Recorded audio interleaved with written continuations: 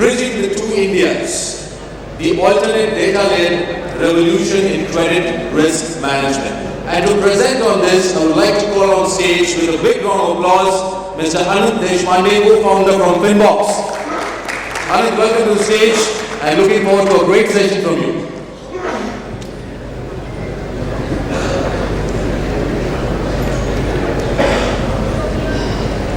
Thank you so much. Hi everyone, welcome back after the short break. So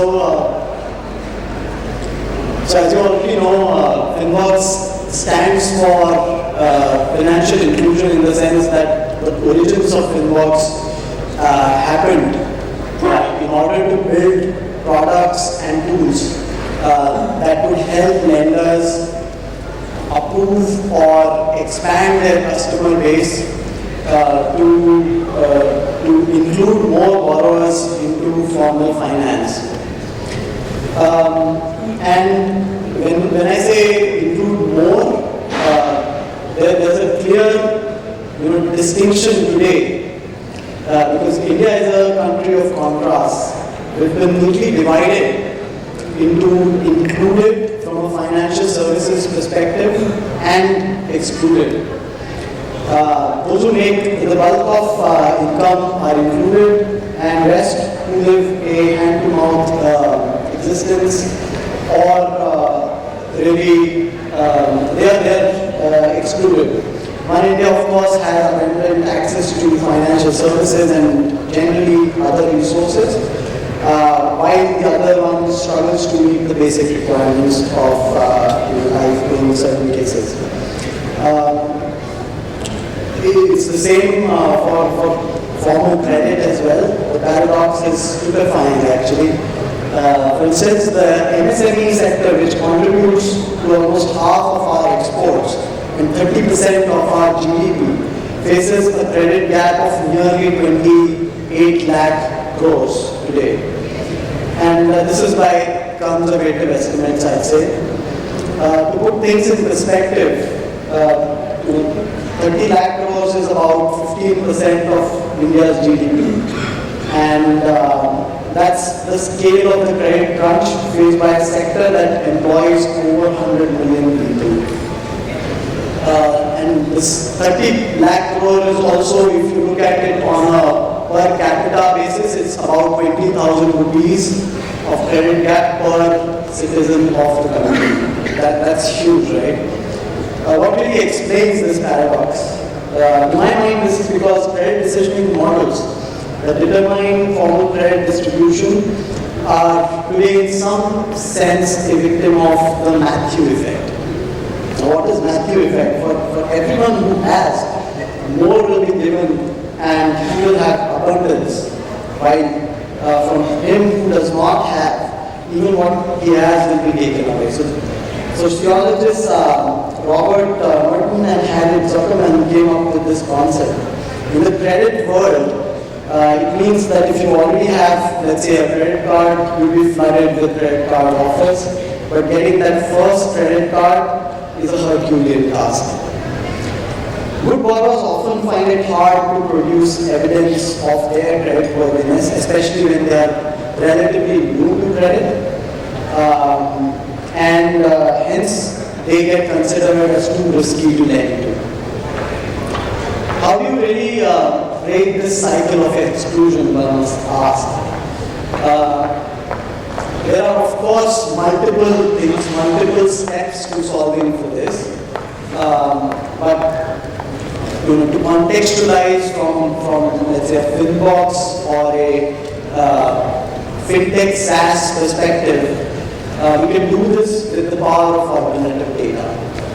Thanks to smartphone and internet penetration, today majority of India's citizens live and build strong digital footprints every day. If somehow we are able to harness this digital footprint in a compliant and a privacy-aware way, and if we can build strong new age credit decisioning systems on top of this data and meaningfully engage these data trades, three things will happen. One, financial institutions will be able to measure what really matters, which is exactly quantify the incoming risk of the borrowers in real time or near real time as may be the requirement, and be able to then lend to the new to credit customers and so-called subprime or near prime segments in a profitable way. Two, lenders can turn risk into their growth strategy. And three, when the above two happen, the incidental outcome will be financial inclusion.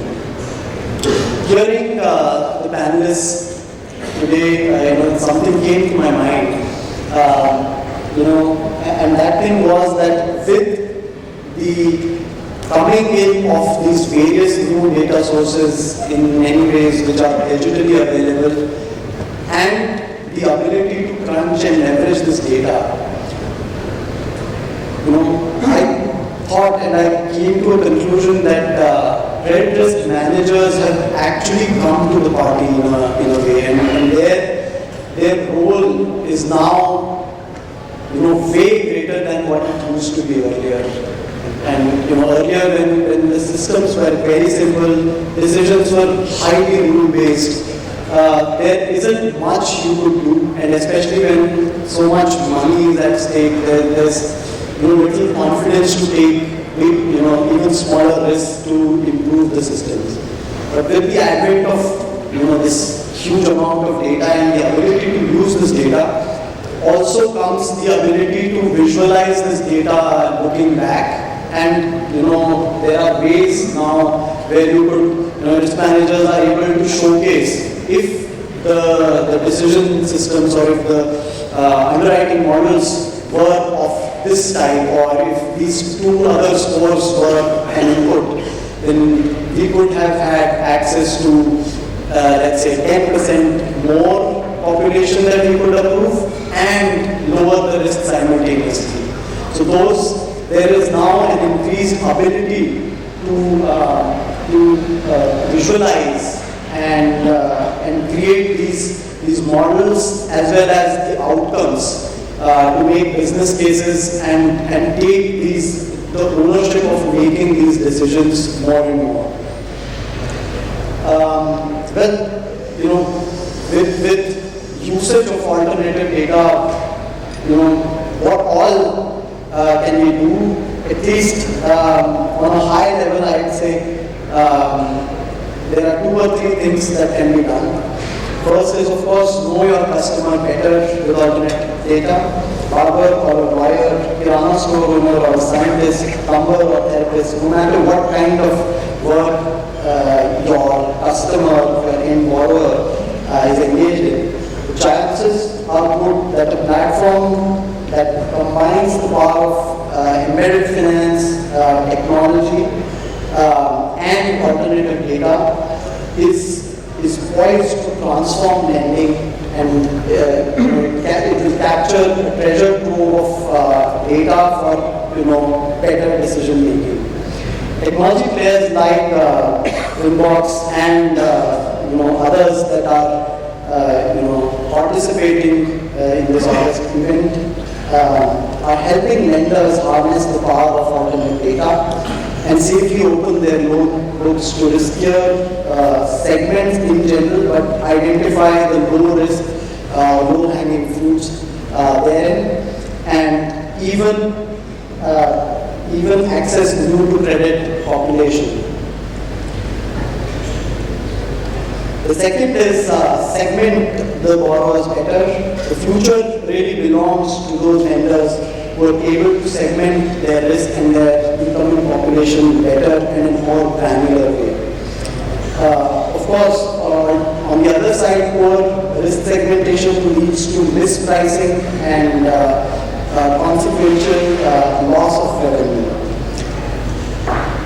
Models with threshold values that are constant and not really dynamic are not just suboptimal in a way, but in due course they could even get discriminatory. A lot of good borrowers who sit on the edge of statistical class intervals, frequently get rejected in an unfair manner. It's time that the ecosystem asks if their decisioning models have the predictive power to optimize for this problem. The answer is a resounding yes, and it is around leveraging more than just the data sources that we've been using today, till today, let's say. Another benefit of leveraging various data sources to create a more, let's say, complete underwriting model is the ability to dynamically price risk or have basically risk-based pricing built into the product.